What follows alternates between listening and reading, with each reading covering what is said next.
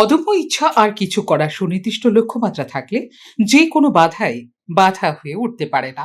তার প্রমাণ আরও একবার তৈরি করল কৈলাসহরের রামকমল উচ্চ মাধ্যমিক বিদ্যালয়ের দুই কৃতী ছাত্রী দিয়া দেবনাথ এবং স্নেহা দে।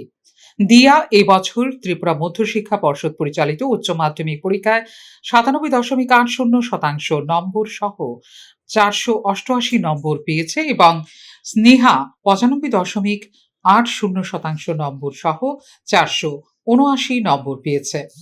এখানে উল্লেখ করা প্রয়োজন, কৃষক পরিবারের দিয়া ছোট থেকে অর্থনৈতিক প্রতিকূলতার মধ্যে বড় হচ্ছে। অন্যদিকে স্নেহার বাবা দুর্ভাগ্যজনকভাবে দুর্ঘটনার শিকার হয়ে শয্যাশায়ী। এই দুই ছাত্রীর ফলাফলে বিদ্যালয় কর্তৃপক্ষ খুব খুশি এবং তাদের উজ্জ্বল ভবিষ্যতের কামনা করছেন বিদ্যালয়ের ভারপ্রাপ্ত প্রধান শিক্ষিকা পাঞ্চালী ভট্টাচার্য।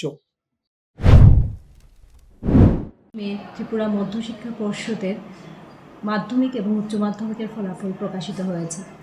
এই ফলাফলে আমরা অত্যন্ত খুশি। আমাদের বিদ্যালয়ের ছাত্রী দিয়া নাথ উচ্চতর মাধ্যমিক পরীক্ষায় 488 নম্বর পেয়েছে।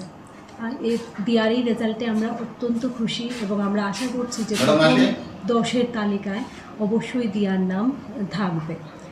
দিয়া বাংলা, ইংলিশ, সংস্কৃত, এডুকেশন, পলিটিক্যাল সায়েন্স এবং ইতিহাস এই বিষয়গুলো নিয়ে পড়াশোনা করেছি।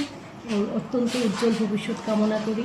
আমরা আশা করছি যে আমাদের বিদ্যালয়ের বর্তমান ছাত্রছাত্রীরা দিয়ার এই রেজাল্টে অনুপ্রাণিত হবে।